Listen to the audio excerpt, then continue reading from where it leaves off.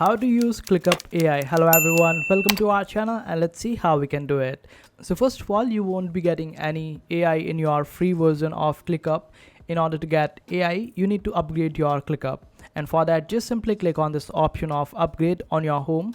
And after that, you will be able to find that AI compatibility starts right from the first plan that the ClickUp offers. So when you scroll down, you will also be able to see that AI compatibility is not there with the free plan. So in order to get it, you need to upgrade your plan, and this basic plan starts from $7 per month, and after that you would be able to use ClickUp's AI.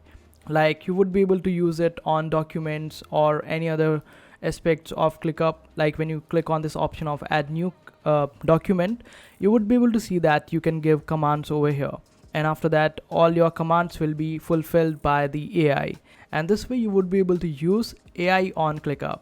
And this is how you do it.